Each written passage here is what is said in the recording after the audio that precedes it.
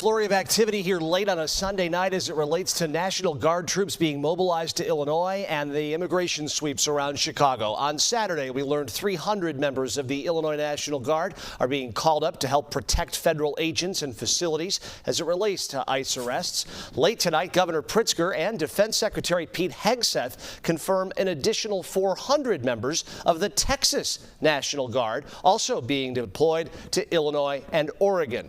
All this as Trump-appointed judge who last night issued a temporary restraining order blocking the Oregon National Guard to Portland is holding a rare late Sunday night hearing arguments that the White House is ignoring her order by calling up the California Guard to Oregon. More on that in a moment. Let's though first get to Sarah Maki. She's live in the loop following the very latest on the deployment of troops here. Sarah. Yeah, Chris, it is still unclear exactly how Pritzker found out about those Texas Guard members, but there is a memo from Defense Secretary Pete Hegseth outlining that 300 Illinois Guard members would be federalized for at least 60 days. Also unknown exactly how soon that will start and exactly where they will be deployed. He's saying that, Chicago is a war zone. None of that is true. They're just making this up. And then what do? They fire tear gas and smoke grenades, and they make it look like it's a war zone. Governor J.B. Pritzker addressing the president's newest plans to mobilize National Guard members in Chicago after weeks of indicating the desire to do so. I believe the politicians are under threat because there's no way somebody can say that things are wonderful in Chicago. The memo says the troops would be used to protect federal property that has been the stage for protests and demonstrations. The president has said the National Guard members would come as part of an immigration and crime crackdown over the objections of Governor Pritzker. We're going to straighten it out. And I think that Pritzker, he's not a stupid person.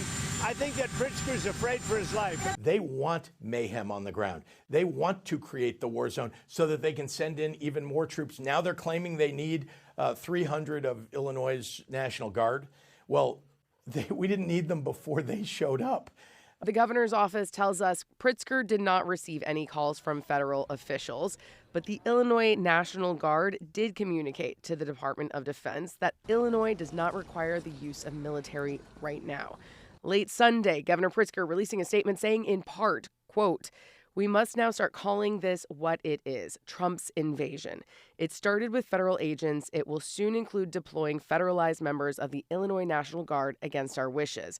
And it will now involve sending in another state's military troops." Pritzker has vowed to fight any move to federalize National Guard members by taking the administration to court, something he has said time and time again. From the Loop, Sarah Maki, CBS News, Chicago. Sarah, thanks very much. We told you at the top of the show about that emergency hearing underway in Oregon late tonight to try and stop 300 California National Guardsmen and women to deploy there. California Governor Gavin Newsom pushing back on this. This comes a day after a federal judge temporarily blocked the president's plan to deploy members of Oregon's National Guard to Portland. The Trump administration says the Guard is needed in Portland to help protect ICE agents. The judge's ruling on Saturday argued the protests in Oregon were not significantly violent to require the military